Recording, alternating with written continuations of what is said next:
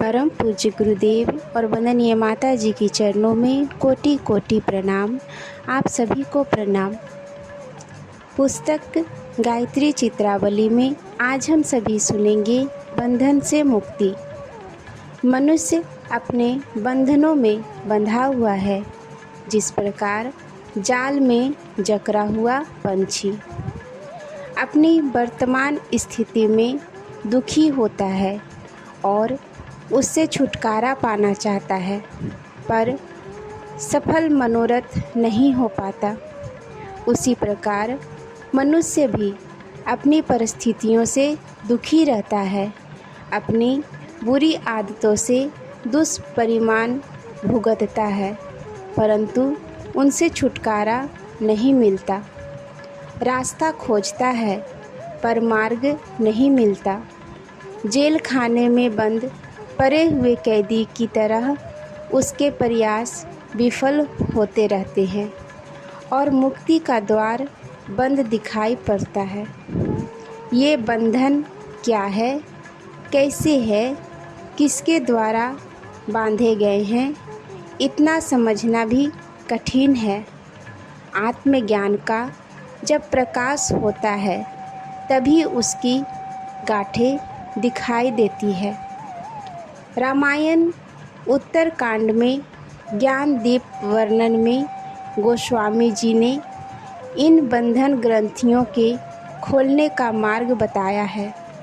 अपने कुसंस्कार, दूषित दृष्टिकोण, दुर्व्यसन, माया के प्रलोभन, अविद्या का अहंकार, अंधकार, काम, क्रोध, लोभ, मद, मोह का दुष्प्रभाव, कुकर्म आदि के कारण चित्त की मलिन दशा ही अधम, अजन्म, जन्म और बंधन का प्रधान कारण है। प्राणी जिन जंजीरों में बंधा हुआ नारकीय बंधन की यातनाएं सहता है, उन जंजीरों की कड़ी धातु की है, आसानी से नहीं टूटती।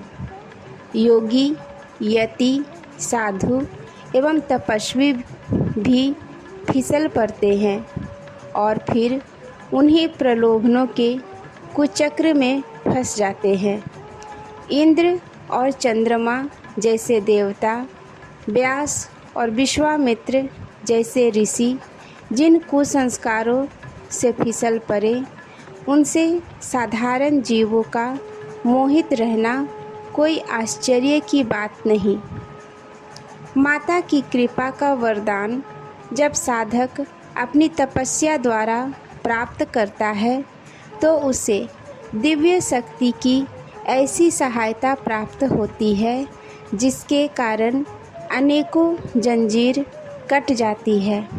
कर्म बंधन, भोग बंधन, संस्कार बंधन, स्वभाव बंधन, मोह बंधन आदि जंजीरें माता की दिव्य शक्ति से कट जाती है तो साधक को जीवन मुक्त दशा का ब्रह्मानंद सहज ही प्राप्त होने लगता है।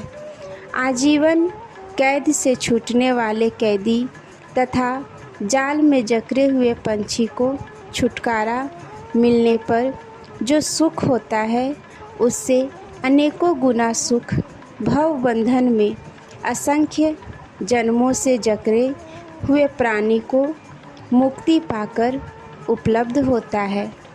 इस आनंद को प्राप्त करने का मार्ग गायत्री माता की शरणागति ही है। आज के लिए यहीं तक। आप सभी को धन्यवाद। जय माँ गायत्री।